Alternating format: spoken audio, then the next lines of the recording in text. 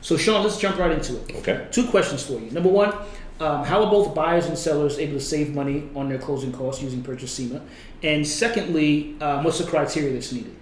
Jeff, as you know, there's very rarely a win-win situation in real estate. There's always a lot of contention at the closing table. In this case, this is where buyers and sellers can both benefit in a transaction. So a Purchase CEMA, well, let's start with a CEMA, what it stands for. It stands for Consolidation, Extension, Modification Agreement, or CEMA. Okay. And basically, for all intents and purposes, a buyer is assuming the remainder of the seller's mortgage. Okay. They're also taking out a new mortgage for the difference between the mortgage being assumed and the actual amount being financed. So let's just say that the seller has an existing mortgage of $500,000. Okay. Purchaser is buying the seller's property for $1 million. They're going to put 20% down, so they're going to finance $800,000. Okay. So a Purchase CEMA would allow for the buyer to assume the $500,000 of the existing mortgage, take a new mortgage for $300,000 for $800,000, consolidate the two mortgages together, and pay mortgage tax only on the difference between the existing mortgage of $500,000 and the new $300,000 in debt that's being added to the transaction.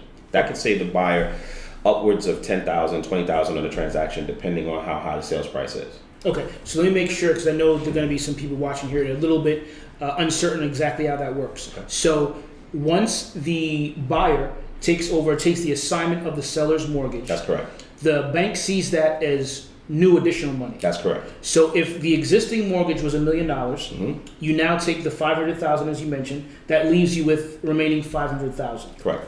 So now you're only paying transfer tax on that $500,000. So that's the saving. Absolutely. Okay. And now conversely, the seller, they're saving money because the mortgage that the buyer is taking over, they now have less amount left on their mortgage. So Shawn, we talked about how buyers save money. Right. So explain to me how sellers save money in this process. The seller saves money because they're realizing savings on the transfer taxes, meaning the taxes they're paying on the sales price of their property. So because they're giving the buyer a Purchase CEMA, the recorded sales price is actually going to be $500,000 as opposed to $1 million, which is what the sales price was in the example that we gave. Okay. So they're paying transfer taxes of $4 per thousand on $500,000 as opposed to $4 per thousand on $1 million. Gotcha. So in other words, the transfer taxes instead of being $4,000 are going to be $2,000. Again, doesn't sound like a lot, but if they're moving and they want to save some money in new furniture or whatever, you know, any amount is a good amount that can be presented and make you look like a hero as the agent because you're showing the seller how to save some money as well.